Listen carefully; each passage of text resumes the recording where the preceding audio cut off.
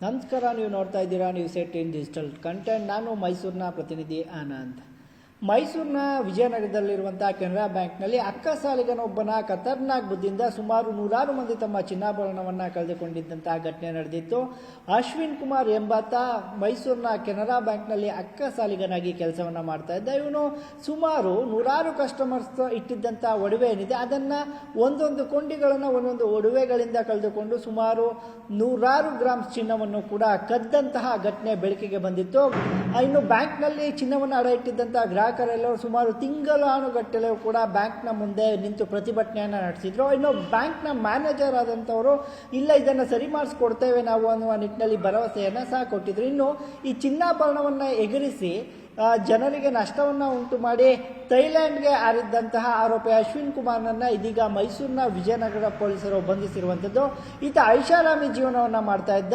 ಅಂದರೆ ಬ್ಯಾಂಕ್ನಲ್ಲಿ ಗಿರಿವಿ ಅಂದರೆ ಚಿನ್ನವನ್ನು ಅಡವಿಟ್ಟಂತಹ ಜನರ ಚಿನ್ನವನ್ನು 1 ಗ್ರಾಮ್ 2 ಗ್ರಾಮ್ನಂತೆ ಲಪಟಾಯಿಸಿ ಈತ ಐಷಾರಾಮಿ ಜೀವನವನ್ನು ಮಾಡ್ತಾ ಇದ್ದ. 6 ತಿಂಗಳಿಗೊಮ್ಮೆ 3 ತಿಂಗಳಿಗೊಮ್ಮೆ ಈತ ವಿದೇಶಿ ಪ್ರವಾಸಕ್ಕೂ ಕೂಡ ಹೋಗ್ತಾ ಇದ್ದ. ಜೊತೆಗೆ ಐಷಾರಾಮಿ ಜೀವನ ಅಂದರೆ ಒಳ್ಳೊಳ್ಳೆ ಕಾರು ಬೈಕ್ಗಳನ್ನ ತೆಗೆದುಕೊಳ್ತಿದ್ದ, ಚಿನ್ನಾಭರಣವನ್ನು ಮಾಡಿಸ್ಕೊಳ್ತಿದ್ದ ಅನ್ನುವ ಗಂಭೀರ ಆರೋಪವನ್ನು ಗ್ರಾಹಕರೇ ಮಾಡಿದ್ರು. ಇದರ ಜೊತೆಗೆ ಈತ ಥೈಲ್ಯಾಂಡ್ಗೆ ತಲೆಮರೆಸಿಕೊಂಡಿದ್ದಂಥದ್ದು. ಕಳೆದ 2 ತಿಂಗಳಿಂದಲೂ ಕೂಡ ಈತ ಮೈಸೂರಿನಲ್ಲಿ ಸಿಕ್ಕಿರಲಿಲ್ಲ. ವಿಜಯನಗರ ಪೊಲೀಸ್ ಠಾಣೆಯಲ್ಲಿ ಈತನ ವಿರುದ್ಧ FIR ಕೂಡ ದಾಖಲಾಗಿತ್ತು. ಆದರೆ ಇದೀಗ ಮೈಸೂರಿನ ವಿಜಯನಗರ ಪೊಲೀಸರು ಬೆಂಗಳೂರಿನ ವಿಮಾನ ನಿಲ್ದಾಣದಲ್ಲಿ ಅಶ್ವಿನ್ ಕುಮಾರ್ನನ್ನು ಬಂಧಿಸಿರುವಂಥದ್ದು. ಥೈಲ್ಯಾಂಡ್ನಲ್ಲಿ ಕಳೆದ 2 ತಿಂಗಳಿಂದ ಇದ್ದಂಥ ಅಶ್ವಿನ್ ಬೆಂಗಳೂರಿಗೆ ಬಂದಂಥ ಸಂದರ್ಭದಲ್ಲಿ ಮೈಸೂರಿನಿಂದ ತೆರಳಿದ್ದಂತಹ ತಂಡ ಏನಿದೆ ಇದು ಆರೋಪಿಯನ್ನು ಬಂಧನ ಮಾಡಿ ಕಳೆದುಕೊಂಡು ಬಂದಿರುವಂಥದ್ದು. ಇದೀಗ ತನಿಖೆಯನ್ನು ಕೂಡ ಆರಂಭ ಮಾಡಿದ್ದಾರೆ.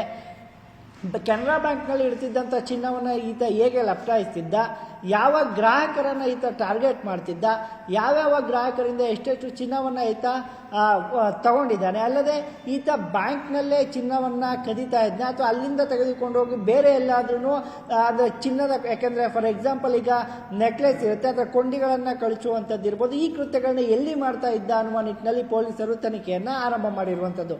ಒಂದು ಕಡೆ ಗ್ರಾಹಕರು ತಮ್ಮ ಚಿನ್ನವನ್ನು ಕಳ್ಕೊಂಡು ಪರದಾಡ್ತಾ ಇದ್ರು. ಆ ಬ್ಯಾಂಕ್ನವರು ಇದನ್ನು ನಾವು ಪರಿಹಾರ ಮಾಡಿಕೊಡ್ತೀವಿ ಅಂತೇಳಿ ಆ ಅಕ್ಕಸಾಲಿಗನ ವಿರುದ್ಧ ದೂರನ್ನು ಸಹ ಕೊಟ್ಟಿದ್ರು. ಇದೀಗ ಅಕ್ಕಸಾಲಿಗನ ಬಂಧನ ಆಗಿರುವಂಥದ್ದು.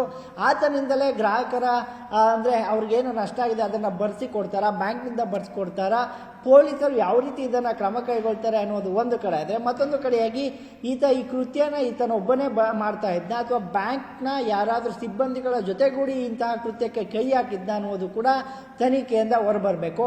ಸದ್ಯ ಗ್ರಾಹಕರು ಅಂದರೆ ಕೆನರಾ ಬ್ಯಾಂಕ್ನಲ್ಲಿ ಚಿನ್ನ ಇಟ್ಟಂಥ ಗ್ರಾಹಕರಿಗೆ ಒಂದು ಖುಷಿ ಏನಪ್ಪ ಅಂತಂದರೆ ಆ ಚಿನ್ನದ ಅಕ್ಕಸಾಲಿಗ ಏನು ಈತ ಇದ್ದ ಅಶ್ವಿನ್, ಈತನ ಬಂಧನ ಆಗಿರೋದಕ್ಕೂ ಸದ್ಯ ಗ್ರಾಹಕರಿಗೂ ಕೂಡ ಖುಷಿಯನ್ನು ತಂದಿರುವಂಥದ್ದು.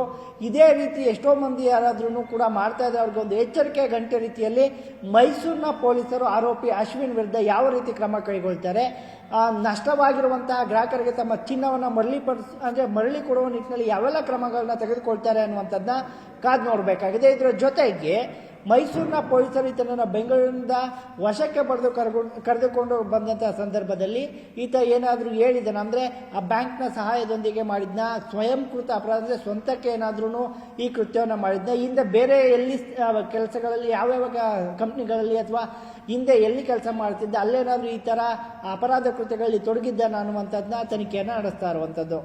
ನಿರ್ಭೀತ, ನಿಷ್ಪಕ್ಷಪಾತ, ವಿಶ್ವಾಸಾರ್ಹ ಸುದ್ದಿಗಳಿಗೆ ಮತ್ತೊಂದು ಹೆಸರಾಗಿರೋ ನ್ಯೂಸ್ 18 ಕನ್ನಡ ಈಗ ಆಪ್ನಲ್ಲೂ ಲಭ್ಯ ಇದೆ. ದಯವಿಟ್ಟು ಇಲ್ಲಿರೋ QR ಕೋಡ್ ಅನ್ನು ಸ್ಕ್ಯಾನ್ ಮಾಡಿಕೊಂಡು ಆಪ್ ಡೌನ್ಲೋಡ್ ಮಾಡೋದಕ್ಕೆ ಮರಿಬೇಡಿ. ನಿಮ್ಮ ಬೆಂಬಲ ಹೀಗೆ ಸದಾ ನಮ್ಮೊಂದಿಗಿರಲಿ. ಧನ್ಯವಾದ.